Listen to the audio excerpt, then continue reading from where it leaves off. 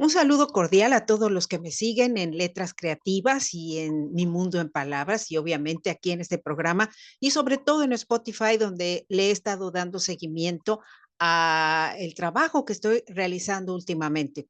Bueno, quiero compartirles pantalla porque, obvio, cuando llegamos a un nuevo capítulo, y como esto es el cuarto capítulo, me gusta hacer un video para informarles acerca de el proceso creativo del desarrollo de mi redacción en este trabajo creativo. Y aquí estamos, claro que sí, vamos para allá. Hoy hubo un pequeño problemita con el audio, no salía a tiempo, pero ya está ahí está. ¿El líder nace o se hace?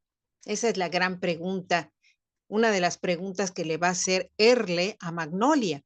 ¿El líder nace o se construye con el tiempo y el medio ambiente que lo rodea?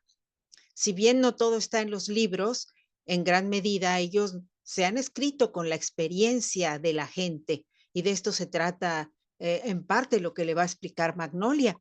Ella ha sido una acuciosa lectora, investigadora del medio ambiente, y puede saber perfectamente lo que la rodea y lo puede traducir en palabras para Erle, que es un joven adolescente. La realidad ante todo es algo que nos insta a la motivación o al dejarnos llevar por la seducción de que todo está dado y no es necesario acudir a la iniciativa propia. Suele pasar que ya tenemos la comida hecha, ya la podemos meter al hornito, pero habrá quien diga, no tiene el mismo sabor si yo me pongo a hacer mi comida, le pongo mi sazón, por poner un ejemplo. ¿Sí? Entonces, aquí está el relato, aquí lo pueden observar. Le pregunta a Magnolia respecto a las cualidades que hacen notar a un líder, a ver, aquí hay que arreglarle esta palabra que se juntó. Ujú. Y le pide que le conteste al respecto. Y le dice, ¿me puedes explicar por qué hay gente que es considerada líder? ¿Qué los impulsa a esto y cómo es que el grupo los hace notar?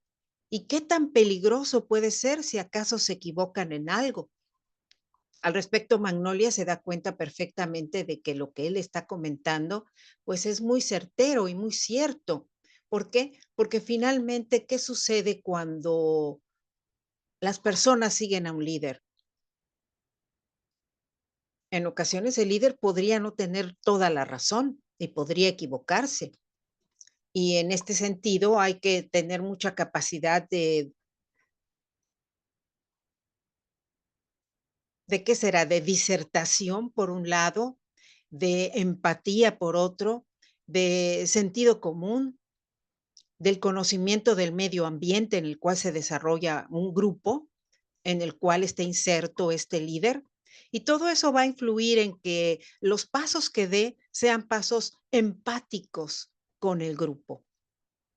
Hoy, precisamente, al escribir el relato de este día, me di cuenta, me acordé del filólogo del siglo XXIV, cuyo nombre es Sila, un maestro, que al entrar a el aula, él les decía a sus alumnos, hagamos magia, señores, ¿sí?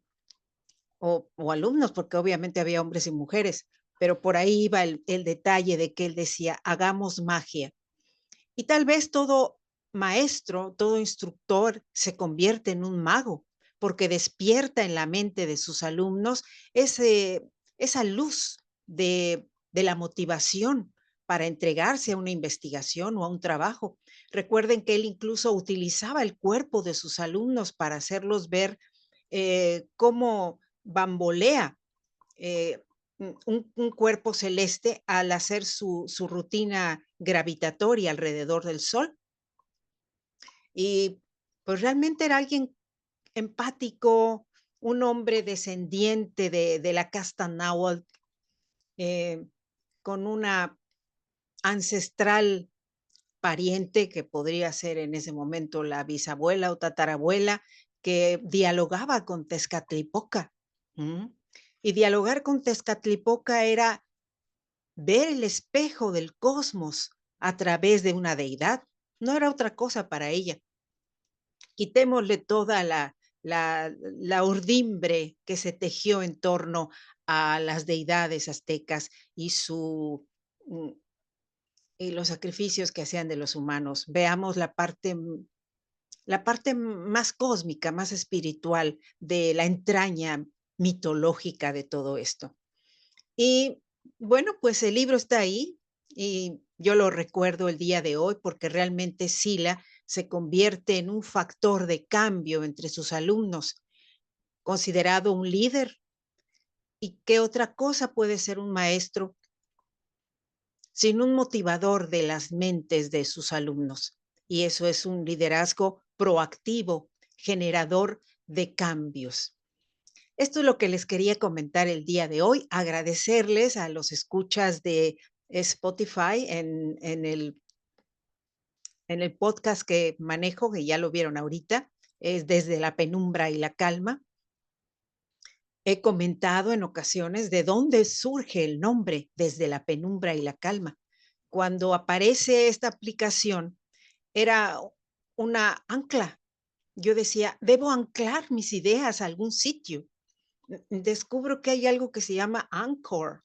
Y digo, "Mm, bueno, a ver, ya no es lo mismo, o sea, ya ha ido evolucionando la aplicación y acercándose a otros pues, medios de producción. Pero finalmente esa fue la primera motivación. La segunda, el ponerle un título. El título proviene de mi ascendente Virgo. Virgo es el ermitaño, es el hombre que lleva en la oscuridad una lámpara para alumbrar un trayecto desde la penumbra y la calma hacia la luz. Y es por eso que se llama así, Desde la Penumbra y la Calma. Y bueno, agradecerles a todos y claro, invitarles porque esto está muy interesante. Realmente ya llegar al 36º relato implica que el libro tiene aproximadamente 50 y tantas páginas al momento. Eso es en Word, ¿sí? No sé realmente cuando lo imprima cuántas van a resultar.